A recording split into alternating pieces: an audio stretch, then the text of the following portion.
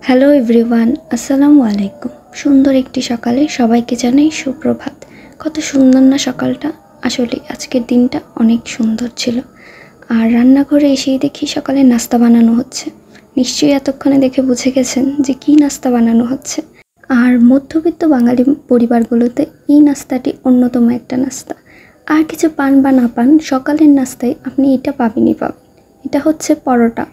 আর আমাদের তো এই নাস্তাটি এতই প্রিয় যে সারা সপ্তাহ ধরে একই খাবার সকালবেলা খেয়েও আমাদের কখনোই অনীহা আসে না। আম্মু পরোটাগুলোকে বেলে দিচ্ছিল আর আমি সুন্দর করে পরোটাগুলোকে ভেজে নিচ্ছিলাম। আর এই পরোটার সাথে রয়েছে ডিম পোচ। আমি এখন ডিমটাকেও খুব সুন্দর করে ভেজে নিব। এটাতে তো বলার কিছু নেই বা দেখানোর কিছুই নেই, এটা তো কম বেশি সবারই জানা।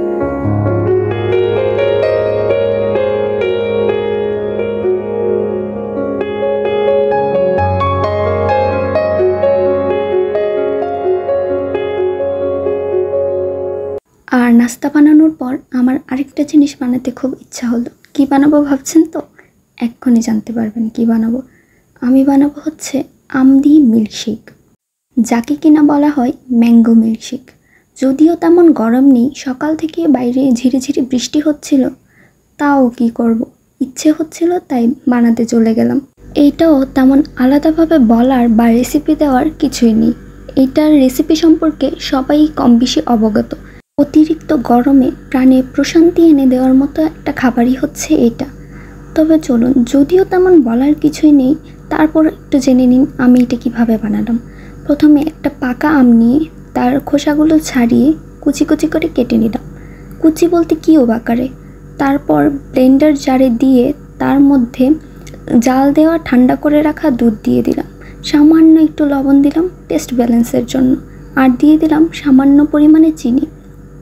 এখন এই সবগুলো উপকরণকে একসাথে সুন্দরভাবে ব্লেন্ড করে নিলেই হবে। তারপর আপনাদের জন্য একটু সাজিয়েও দেখালাম আপনাদেরকে। তারপর আরও কিছু আম কিউব আকারে কেটে এর ওপর দিয়ে দিলাম।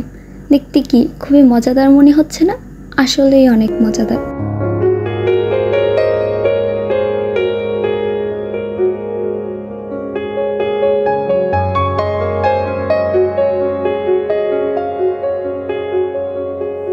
আমি কাজ করব আর আশপাশটা নোংরা হবে না, তা তো কখনো হতেই পারে না। আর যা যা নোংরা হয়েছে তাই এখন ক্লিন করছিলাম। টেবিল সব কিছুই প্রায় ক্লিন করা হয়ে গিয়েছে, এখন টেবিলটাকেই একটু সুন্দর করে মুছে দিচ্ছিলাম।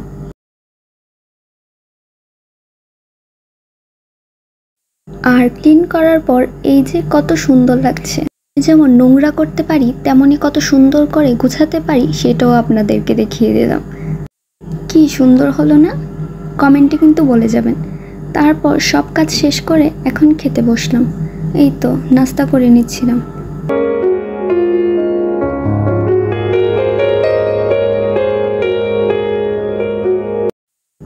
আর নাস্তা শেষ করে রান্নাঘরে এসে দেখি যে দুপুরের রান্নার তোড়জোড়ও প্রায় শুরু হয়ে গিয়েছে।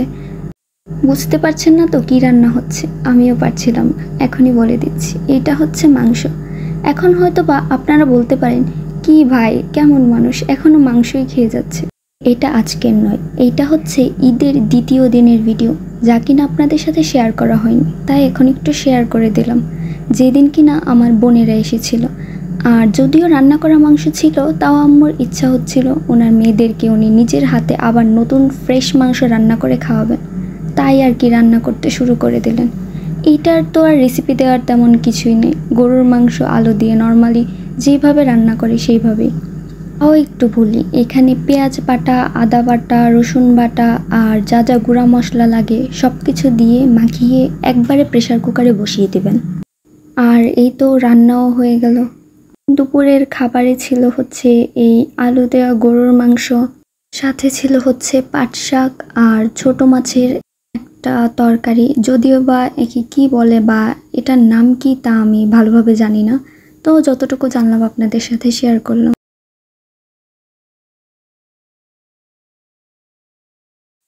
আর তারপর আমি একটু স্যালাড কেটে দিচ্ছিলাম। স্যালাড বলতে তেমন কিছুই না, শসা আর লেবু। আমিও এখন এইগুলোকে কেটে একটু সুন্দর করে সাজিয়ে দিব, যাতে দেখতে ভালো লাগে। যখন বাসায় গেস্ট আসে আমার অন্যতম প্রধান কাজ এইটাই হয়ে দাঁড়ায়। আর খাওয়া দাওয়া শেষে কিছুক্ষণ রেস্ট করে বেরিয়ে পড়লাম আমার কাজে। কাজ বলতে তেমন কিছুই না, আমার 2টা স্টুডেন্ট আছে, খুদে স্টুডেন্ট, তাদেরকেই পড়াতে বের হব। আর বাইরে বের হওয়ার পরেই দেখি যে কি সুন্দর লাগছে চারপাশটা, বাইরে পাখিদের কিচিরমিচির শব্দ, আর কি সুন্দর একটা দিন। যদিও ভেবেছিলাম আপনাদের জন্য ভয়েসটাই রাখবো, কিন্তু তা আর পারলাম না। তো এখন একটু এইভাবেই দেখে নিন। আর আরেকটা কথা, যারা কিনা তাদের মূল্যবান সময় নষ্ট করে ধৈর্য সহকারে আমার এই ব্লগটা দেখছেন তাদেরকে জানাই অসংখ্য ধন্যবাদ। আর যারা কিনা এখনও সাবস্ক্রাইব করেননি প্লিজ একটা সাবস্ক্রাইব করে দেবেন, তাতে আর কিছু না হলেও আমি নতুন আরেকটা সুন্দর ভিডিও বানানোর উৎসাহ পাবো। আর এই যে বলেছিলাম না যে আমার খুদের স্টুডেন্ট, এই তো ও সামনেই খেলা করছিল, আমাকে দেখে তো এক দৌড়ে বাসায় পালালো। আর এখন এইটা দেখে তো ভাবছেন যে এ আবার কি, এ হচ্ছে আরেকজনের কাণ্ড, যে কিনা পড়বে না বলে আমাকে একটা খামচি দিয়ে দিল যাতে আমি ভয় পাই আর তাকে পড়াতে না যাই। তার কিছুক্ষণ পরেই আবার নিজে এসে আদর করে যত্ন করে ওষুধ লাগিয়ে দিল। আর আমাকে বলছিল যে ভালো হয়ে যাবে, ঠিক হয়ে যাবে, কোনো কান্না না করি। আর আমি হচ্ছে একটা অর্গানিক হেয়ার অয়েল বানাই, যেটা আমি সপ্তাহে 2 দিন চুলে ইউজ করি।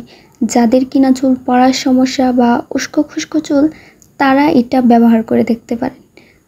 আর এটা বানাতে দরকার হচ্ছে কিছুটা জবা ফুলের পাতা, একটা তেজপাতা, ছোট সাইজের একটা পেঁয়াজ, 1 চামচ পরিমাণ মেথি, আর 1 টেবিল স্পুন পরিমাণ কালো জিরা।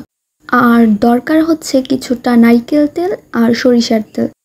আর সবগুলা একসাথে দিয়ে এখন অল্প আছে এগুলাকে ভাজতে থাকবো, যতক্ষণ না এই উপকরণগুলা সবগুলা একবারে পুরো কালো হয়ে যাচ্ছে। যখনই এগুলা কালো হয়ে যাবে তখনই বুঝতে পারবেন যে এটা হয়ে গিয়েছে। কারো হাতের কাছে যদি লবঙ্গ থাকে তাহলে সেইগুলোও অ্যাড করতে পারেন, আমার কাছে তখন ছিল না তাই দিতে পারিনি। আর এটা তৈরি হয়ে যাওয়ার পর এটাকে কাচের জারে রেখে প্রায় 1 মাস পর্যন্ত সংরক্ষণ করতে পারবেন। আর সপ্তাহে 2 বার ব্যবহারের মাধ্যমেই এর ফলাফলও পাবেন।